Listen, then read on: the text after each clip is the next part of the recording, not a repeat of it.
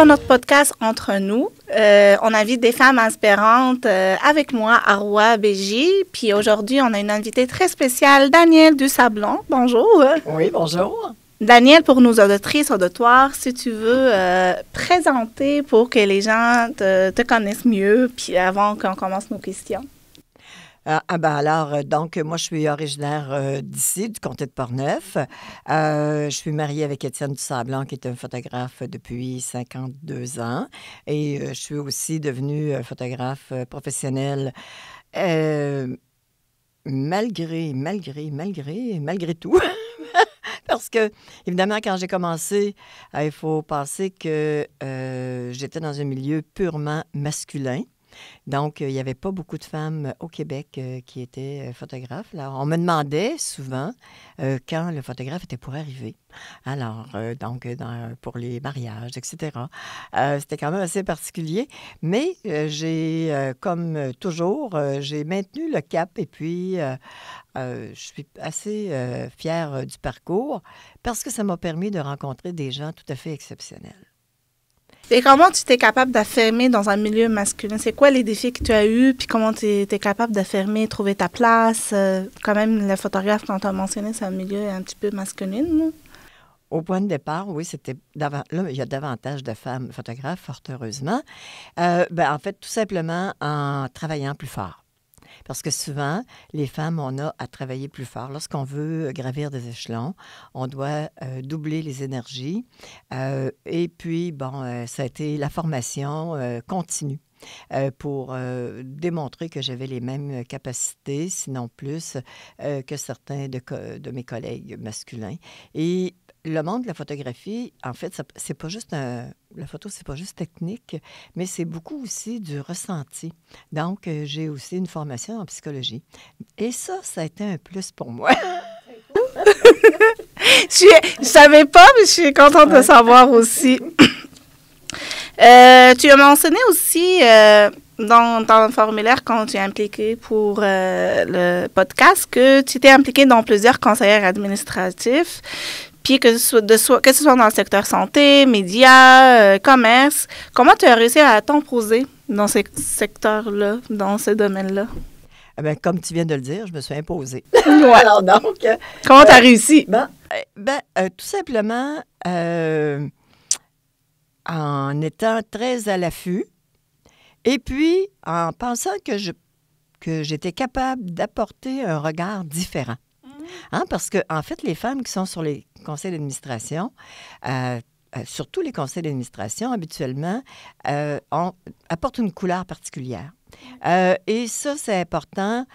On évalue davantage le volet humain versus l'aspect purement administratif. Donc, ce que ça, dans le concret, qu'est-ce que ça veut dire? Ça veut dire que les femmes vont parfois dire « Ah ben oui, tiens, tel projet devrait être mis de l'avant parce que ça va davantage englober une communauté. Ça va être plus... comment je pourrais dire? Je pense qu'on est moins... on est moins fermé. En tout cas, je ne dis pas que les hommes, là, mais c'est différent. Alors, donc, comment j'ai réussi? C'est tout simplement en m'alliant avec mes collègues masculins. Alors, donc, parce que ça prend à l'aval, évidemment, de nos collègues. Puis, en étant encore là, lorsque j'ai des documents, j'en prends connaissance, je fais les lectures et j'arrive toujours excessivement bien préparée lors de nos réunions de conseil d'administration, peu importe lequel. Et ça, souvent, mes collègues masculins, ils sont moins portés. Alors donc, je pense que les femmes, on a cette volonté d'être pas plus performantes, mais d'amener une couleur qui est différente. Est-ce que tu sens, nous, en tant qu'une femme, on est dans l'obligation de faire plus des efforts ou juste de nature, faire les efforts plus que les hommes?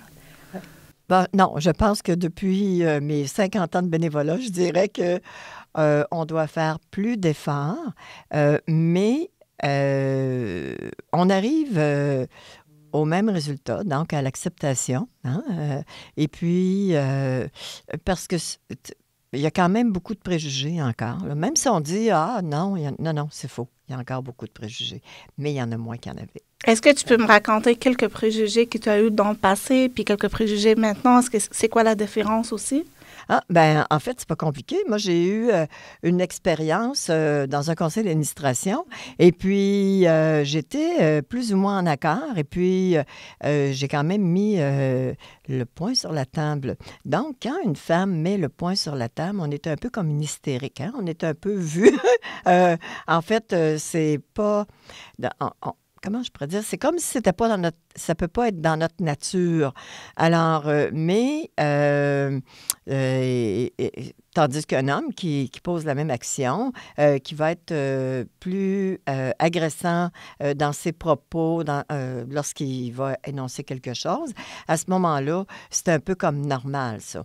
Mais venant d'une femme, c'est mal perçu. Il faut tout le temps être comme une espèce de gentille dame, pas trop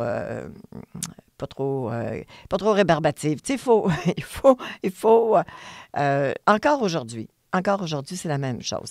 Mais je pense que c'est pas grave, ça. Il faut exprimer notre tempérament et surtout démontrer que on peut nous faire confiance, que lorsqu'on est sur un conseil d'administration, peu importe lequel, qu'on va faire le maximum pour que tout soit correct, là, que ce soit au plan administratif, au niveau des finances, etc., etc. Alors, je pense que c'est le but, ça. Je vois aussi que tu as apporté un livre avec toi. Est-ce que tu peux présenter le livre? Ah, ben oui, tout à fait. Alors, ça s'intitule « Femmes inspirantes de Portneuf ». Donc, le livre a été fait en 2022. La raison pour laquelle on a décidé, mon mari et moi, de présenter des photographies de 18 femmes qui ont été choisies ici dans Portneuf, parce qu'il y a 18 municipalités dans la MRC de Portneuf, c'était pour démontrer la diversité et aussi démontrer, en tout cas, moi, c'est mes artistes. Alors souvent, lorsque des livres, c'est des livres de femmes connues, là, des livres d'artistes connus, etc. Alors ici, c'est tout simplement des femmes qui, chacune dans leur milieu, apportent quelque chose. C'est des femmes qui sont inspirantes. C'est des femmes qui, je dirais, ont ouvert la voie pour les autres. Inspirantes de leur façon aussi, à leur façon aussi. Oui, tout à fait, dans chacune leur domaine. Alors, il y a des femmes qui sont sur les conseils d'administration du centre de santé ici dans Portneuf, de la Fondation. En fait, des femmes, j'ai une jeune femme qui, elle est directrice adjointe dans une caisse Desjardins. Donc, des femmes d'affaires, etc. Et ces femmes-là, chacune a été choisie en fonction de, je dirais, de leur... de comment, émotivement, comment je les ai perçues. Parce que ça a été mon premier contact, un contact émotif et non pas un contact rationnel. Alors, parce que, c'est ça, je trouvais que c'est... Bon, chacune... représente des milieux différents et chaque municipalité aussi nous a fourni un texte. Chaque ville a fourni un texte parce que, évidemment, c'est la femme dans l'environnement de Portneuf. Alors, ce projet-là, le livre a été déposé à l'Assemblée nationale par M. Vincent Caron, notre député. Et puis, on était très fiers hein, parce qu'il y en a quand même On devrait être fiers pour oui, ça. absolument. Et puis aussi, à Ottawa, par le député M. Joël Godin. Donc, ne serait-ce que cette reconnaissance-là, une reconnaissance qui va au-delà de ce que nous, ici dans Portneuf, on a fait. Alors, je pense que ça, c'est bien. Et puis, encore aujourd'hui, là, l'exposition est présentement à Saint-Casimir. Les grandes photos sont à Saint-Casimir.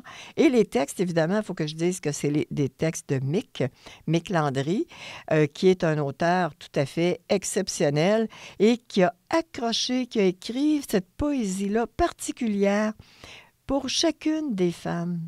Alors, quand on lit Et quand on regarde, on apprend comment ces femmes-là ont donné dans leur milieu. Alors, c'est ça. Fait que moi, je suis très contente de cette réalisation-là. Ah, il faut qu'on soit content. C'est une belle réalisation. Puis on invite tout le monde à aller visiter l'expo à Saint-Casimir. Oui, c'est ça. Et puis les livres, bon, on peut se les procurer là encore parce qu'il y en a encore. Et il y a quand même un montant qui est retourné à la Maison Méripi, donc la Maison des femmes dans Port-Neuf, et puis, ou encore à la Fondation du Centre de santé. Donc, le livre se vend 30 $ et puis, il y a un montant d'argent qui est retourné. Et puis, bon, ben, je pense qu'on a quand même, il était actuellement, ben, les gens, en tout cas, tout le monde était assez satisfait, là. J'ai choisi quand même 2 groupes qui sont actifs dans le milieu. Moi aussi, j'ai eu la chance aussi de visiter l'expo qu'on était à Donnacona au début. Puis j'ai aimé beaucoup le projet dans le temps. Ah. Je me rappelle, je viens de commencer dans le conseil d'administration de Centre Femmes, puis j'étais comme contente de voir un tel projet. Ah, c'est bien. Oui. Fait que, à part le photographe, le conseiller administratif, le livre, est-ce que tu as d'autres choses, des expériences militantes, des expériences que tu as vécues? Avec ton âge, je pense que tu as beaucoup d'expérience. Ben, en fait, c'est quand même, je dis que je bénévole. Alors oui, effectivement, je fais du bénévolat depuis l'âge de 23 ans. Je vais avoir 73. Donc, ça fait quand même plusieurs années. Parfois, les gens me demandent, est-ce que tu regrettes? Tu sais, parce que dans le fond, il ne faut pas se le cacher. Pendant qu'on fait du bénévolat, on ne travaille pas. On n'est pas... c'est ça. On n'est pas là à calculer, là, comme dans Le Petit Prince, là, calculer les montants d'argent qu'on perd. Je pense qu'on fait des choix dans la vie. On fait des choix, puis moi, je me sens confortable avec les choix que j'ai faits. Je me sens bien. Je ne m'inscris pas en porte-à-faux parce que c'est moi. Quelqu'un d'autre, ben, c'est autre chose. Hein. Chacune fait selon son tempérament. Et puis peut-être que ma formation en éducation spécialisée, en psychologie, m'a peut-être amené davantage à me tourner vers les gens, à découvrir ce qu'ils sont, puis qu'est-ce que je peux faire, moi, à ma petite échelle, qu'est-ce que je peux faire pour changer les choses. Alors, j'aime beaucoup la justice, l'équité. J'aime pas que les gens soient mis de côté. Je déteste quand on dit « Ah, cette personne-là, tu sais, c'est comme pas important. » Ça me touche parce que on devrait... on peut dire chaque personne est importante à sa façon à lui. Oui, tout à fait. Oui, c'est ça. Alors donc, bon, et puis parfois, tu sais, mon mari me dit « Hey, là, ça commence à faire, t'es jamais à la maison. » Alors, donc, c'est quoi le bénévolat pour Danielle? Le bénévolat, ben, c'est énormément d'heures dans une semaine. Je ne peux pas dire combien, mais c'est beaucoup d'heures, beaucoup de... des fois, j'ai l'impression que peut-être que je devrais en faire moins. On pense tout le temps ça. Moi aussi, je dis, moi aussi, je dis la même chose, mais on n'arrive jamais. Non, ben c'est ça. On n'arrive jamais, mais tu sais, le bénévolat, ben, en fait, c'est de prendre des causes auxquelles on croit. Hein? Récemment, il y a quelqu'un qui me demandait, bon, les petits déjeuners, il nous manque des sous, tu pourrais-tu faire de quoi? Tu peux-tu parler avec les gens que tu connais? Alors, bon, juste dans quelques personnes, là, juste à Saint-Casimir. Alors, j'ai ramassé 935 $. Ouais, ben non, mais ça, c'est... C'est pas facile. Non. De ramasser ce somme d'argent dans une municipalité qui est petite. Oui, tout à fait. Mais pour les enfants, pour les petits déjeuners, tu sais, bon, ben c'est juste un exemple. Puis c'était correct. Puis là, ben, j'étais contente qu'on me réponde avec autant qu'on me dise oui tout de suite. Tu sais, qu'on dise oui pour les enfants, qu'on ne porte pas de jugement.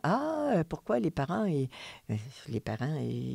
font qu'est-ce qu'ils peuvent, là. Et puis, tu sais, les enfants, c'est la relève, c'est la base. Et puis, je pense qu'on a un droit. Moi, je me sens comme je trouve que c'est important.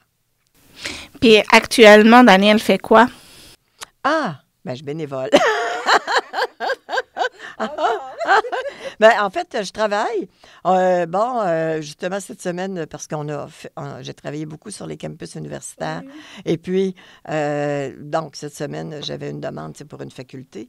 Mais non, on fait des photos de famille, on continue. Tu sais, je travaille, mais moins. Alors, et puis, mais je consacre quand même beaucoup de temps. J'essaie de tout organiser. Hein? Je suis une femme d'orchestre comme plusieurs, je pense comme toi. Oui, moi j'aime ça m'engager beaucoup, je suis partout, puis j'arrête jamais. Puis des fois je dis, il faut que j'arrête, il faut que je fasse pas de recul pour prendre soin de moi, mais je pense que c'est ma façon de prendre soin de moi, de faire plus. Oui, oui, tout à fait, je suis d'accord avec ça. Quand je posais la question pour toi, le bénévolat, parce que moi je fais le bénévolat aussi, puis pour moi le bénévolat, c'est de donner, puis donner, ça me fait tout le temps bien. Tu as parlé aussi sur le formulaire que tu n'as pas un diplôme universitaire. Oui. Comment tu as vécu ça dans le travail, dans plusieurs domaines, dans le secteur et tout, ne pas avoir un diplôme universitaire, que dans ce temps-là, je trouve que moi, personnellement, j'ai pas un diplôme universitaire aussi, puis j'ai eu la chance de travailler dans plusieurs domaines, mais c'est dur de trouver ta place des fois. Tout à fait. Oui. Ben, en fait, je dirais que c'est mon regret. Hein? Je n'ai pas complété là, la formation en psycho. Alors, c'est mon regret parce que, ne serait-ce que pour faire les fameux formulaires de demande de subvention pour aider tous les organismes dans lesquels je fais partie. Alors, je me rends compte que là, j'ai des lacunes. Puis aussi, il me semble que avoir un diplôme universitaire, il me semble que ça nous forme, que ça forme davantage au plan cognitif. Au quotidien, est-ce que j'ai eu... Bien, évidemment, lorsque j'ai laissé le réseau de la santé, donc pour être membre d'un conseil d'administration les dernières années, il fallait avoir un diplôme universitaire.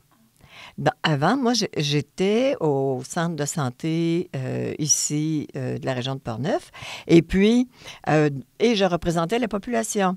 Donc, au dernier vote public qu'il y a eu, j'ai eu 2297 sur 3000 voix. Alors, donc, mais je n'avais pas de diplôme universitaire. Donc, je ne pouvais plus après représenter la population. Comment tu as senti? Bien, je trouvais que... Moi, je pensais que je représentais la population. Je pensais que... parce que j'allais n'importe où dans la région de Portneuf, à cause de mon travail, j'ai quand même, tu sais, un assez bon réseau.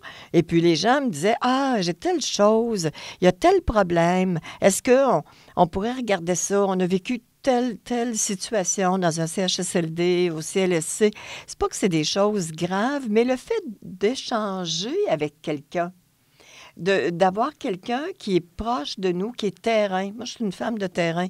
Et puis, là, je me disais, là, les citoyens perdent ça. Parce que maintenant, c'est plus comme ça. Hein? Maintenant, le conseil, premièrement, tout est à Québec. Tout se passe là. Tout est centralisé. Et puis, à ce moment-là, bien, il n'y a plus le contact. Fort heureusement que le personnel est... moi, je dis que dans Portneuf, on a les personnes les plus compétentes. Hein? Je m'excuse d'être aussi chauvine. Mais... Alors, donc, le personnel est toujours à l'affût et là. Puis, mais parfois, d'avoir une oreille qui est différente. Tu sais, parce que, évidemment, moi, je n'ai pas de connaissances au niveau du réseau de la santé comme une infirmière ou une spécialiste dans tel domaine, la nutrition, peu importe. Sauf que, justement, c'est peut-être ça qui fait que on était plus proche des gens. Que j'étais plus proche des gens. Alors là, ça, c'est un fait concret. Donc, parce que je n'avais pas de diplôme universitaire, je ne pouvais plus faire partie d'un conseil d'administration. Puis il y en a sûrement d'autres comme ça. Puis j'avais été demandée pour le conseil à Québec là, pour les femmes. Et puis, puis là, il me semblait que ma candidature était correcte, mais non, je n'ai pas été retenue. Bon, il faut croire que je n'étais pas assez femme pour ça, je ne sais pas. Non, mais c'est peut-être Je un pense peu pas. mon volet tomboy, là, quoi. Mais c'est quand même, tu sais, je regarde ça après, puis tu dis, écoute, euh, si moi, on m'a refusé, ça veut dire qu'on refuse aussi beaucoup d'autres personnes. Tu sais, on n'est pas... Et il faut... autour d'une table, lorsqu'on est à un conseil d'administration, ça prend une diversité. Il ne faut pas avoir la pensée unique, c'est jamais bon. Je ne crois pas à la pensée unique. Est-ce que tu penses que le diplôme universitaire au Québec, c'est un atout obligatoire pour réussir dans la vie ou on peut réussir sans qu'on soit dans le cadre traditionnel d'éducation? Non, moi, je ne pense pas que le diplôme universitaire, à part les conseils d'administration, que c'est un empêchement pour bien se débrouiller dans la vie puis pour atteindre nos objectifs du tout. On peut réussir dans plusieurs domaines sans avoir un diplôme universitaire. Tout à fait, parce que le fait d'être, en fait, on est des Nord-Américains avec un tempérament latin. Donc, ça nous ouvre énormément de portes. On n'est pas des Américains, on n'est pas des Européens. Donc, on a le meilleur des deux mondes, parce que c'est ça. Donc, ça nous permet d'avancer. Puis, on a beaucoup d'entrepreneurs qui n'ont pas nécessairement des diplômes universitaires et puis qui ont fait leur chemin et puis qui ont été des mentors aussi pour d'autres, parce que le mentorat, c'est important. Hein? En tout cas, tu m'encourages parce que moi, j'ai pas de diplôme universitaire. Puis je vois tout ce que tu as accompli jusqu'à date. Fait que tu m'inspires déjà. Fait que, on a encore la chance, même si on n'a pas de diplôme d'université. Tout à fait. Oui, ça dépend de notre volonté. C'est quoi le conseil que tu peux donner aux femmes pour ce sujet-là à propos du diplôme, les études, le travail, d'aller travailler? Parce qu'il y a beaucoup de femmes qui ont crainte parce qu'ils n'ont pas assez compétents pour tel poste ou pas assez compétents pour ça. C'est quoi le conseil que tu peux donner? Bien, en fait, moi, je dirais à toutes les femmes d'oser. C'est ce qu'on... Parce que, bon, tu sais, je suis devenue conseillère municipale. Là, je vais terminer mon mandat.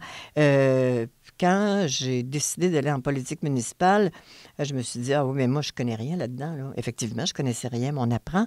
Donc, on ose. Et puis, qu'est-ce que ça prend? Ça prend de se faire confiance, de connaître nos points forts, nos points faibles, et puis tout simplement de dire, bon, ben go, on y va, et puis on va ajuster en cours de route, parce qu'on ne peut pas tout apprendre. Hein. Si je pense au monde municipal, il y a un peu plus de femmes qui en avaient, fort heureusement, mais ça en prendrait davantage. Encore là, c'est une vision différente mais c'est tellement compliqué maintenant de tout concilier. Mais tout simplement oser puis se faire confiance. Il faut mettre de l'avant nos capacités à tout niveau et pas avoir peur du candidaton. De qu'est-ce que l'autre va penser. Il ne faut pas s'arrêter à ça. Tu as parlé de ton âge, 72 ans. Pour ça, 72 ans, tu es encore impliqué, tu es encore actif. Qu'est-ce qui t'a donné... c'est quoi la motivation? Derrière de ça, la motivation pour continuer d'être actif pour ton âge? Parce que des fois, il dit, ils sont âgés, il faut rester à la maison, ils ne travaillent pas, reposer. Mais toi, tu es encore actif, fais plein de choses. Qu'est-ce qui te motive dans tout ça? Ben, c'est en fait parce que je veux démontrer que on est peut-être un peu dans une société d'âgisme. Hein? On a beaucoup tendance à penser là, que justement, parce que tu es rendu à dépasser 70 ans, puis tu es comme dans voie d'évitement, là, dans la voie à côté, parce que tu ne peux plus rien donner. Au contraire, quand tu as quand même relativement une bonne santé, mais tu peux amener ton expérience, hein, ben, les mauvais coups, là, si j'échange avec quelqu'un, ben, je vais dire, regarde, moi, j'ai fait telle chose et ça n'a réellement pas fonctionné. Donc, on peut peut-être aider. Et puis, ben, c'est tout simplement aussi, ça me garde, je pense que, ben, après mes cancers, j'ai décidé que ce qui me restait à faire dans la vie, le parcours en avant, il y en a moins en avant qu'en arrière, là. Alors, à ce moment-là, j'ai décidé que j'allais au bout de ce que j'étais capable. Et puis, ben c'est ça. Tout simplement, c'est ça qui me motive. Et puis, si je suis trop extrémiste à l'occasion, mais c'est pas plus grave que ça. Oui. Hein, c'est ça, on est ce qu'on est. Puis, je pense qu'il faut pas avoir peur. Mais il y a toujours des gens pour nous, des atténuateurs, hein, qui trouvent qu'on en fait trop, pourquoi tu fais tout ça. Mais c'est pas grave. Bon, chacun, il faut se respecter. Puis dans ta famille, comment ils apprécient que tu es toujours actif? Est-ce que tu es dans un milieu qui t'encourage? Est-ce que ton conjoint aussi t'encourage? Parce que c'est des bénévolats, ça se demande de temps de famille aussi, de travailler, faire ça. J'ai la chance d'avoir un conjoint qui, lui, nous, ça fait 47 ans qu'on est mariés. Oui. Et puis, c'est ça que c'est pour ça que je pose la question. Chose, hein? Oui, c'est rare. c'est très rare. Alors, donc, et puis, je pense que toujours, Étienne, il m'a toujours encouragée. Il n'a jamais été, ben là, t'es pas, oui, des fois, il va dire, t'es pas souvent à la maison, mais il a toujours partagé, puis bon, m'encouragé dans toutes sortes de mes projets. J'ai des projets parfois là, qui sont un peu, qui demandent quand même pas mal d'investissement. Oui. Alors, donc, c'est vrai. pas juste de temps, mais d'investissement de sous. Alors, donc, il faut... alors, c'est ça. Non, c'est sûr que... Puis, ma famille immédiate, là, tu sais, t'en fais pas mal, hein? Ça fait longtemps qu'on t'a pas vu, on t'a vu dans le journal, tu sais. Ça, c'est beau. Ce qu'on aime. En fait, je dis... là, il faudrait peut-être que je ralentisse un peu. S'ils m'ont juste vu dans le journal, je pense que je vais aller les voir. Là, tu peux leur dire, tu vas me voir dans un podcast. Oui. Est-ce que tu as des futurs projets? Qu'est-ce que tu aimerais faire? Honnêtement, conserver ma santé pour pouvoir faire ce que je fais maintenant. C'est ça qui me tient le plus à cœur. Je fais attention. Parce que sinon, j'y arriverai pas. Puis aussi, j'ai appris comment gérer le stress.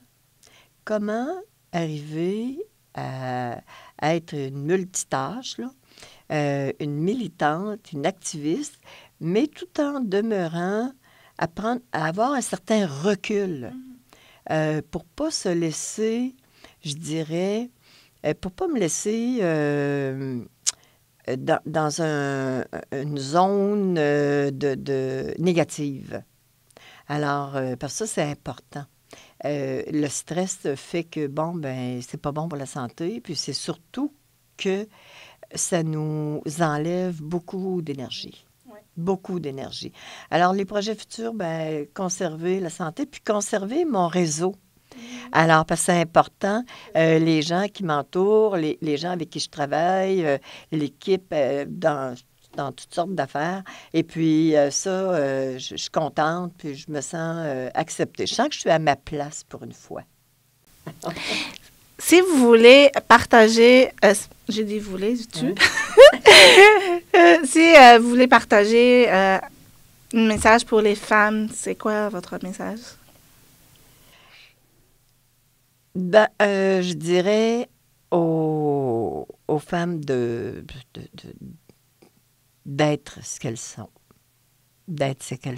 de poursuivre et puis de ne pas se laisser intimider, de ne pas se laisser être dans des cases, là, en fait, c'est de toujours se dépasser. Les femmes, on est des femmes performantes et puis, alors, on aime... c'est ça. Moi, c'est de ne pas avoir peur. Ça ne donne rien. La peur est mauvaise conseillère. Ça ne donne rien. Mais de toute façon, des erreurs, on en fait toutes. Moi, j'en ai plein dans le fond de ma cave chez nous. On est toutes et tous, on fait des erreurs. Puis, on essaye souvent d'apprendre de nos erreurs pour avancer dans la vie. C'est des apprentissages, moi, ce que je dis. Oui, absolument. Parce que chacun, c'est un apprentissage. Oui, absolument. Mais je suis contente aujourd'hui que qu'on a jasé, puis on a parlé ensemble. Puis merci de participer avec nous. Ah, ça m'a fait énormément plaisir. Oui, j'espère que vous aimez. Ah oui, je trouve ça bien. Moi, je me suis amusée. Et j'espère aussi que les femmes qui vont écouter, qui vont peut-être prendre quelque chose, que ça va faire leur affaire, puis que ça va les réconforter. Alors, tout simplement, être bienveillante envers soi-même puis envers les autres. Merci beaucoup. Merci, ça fait bien agréable. Oui.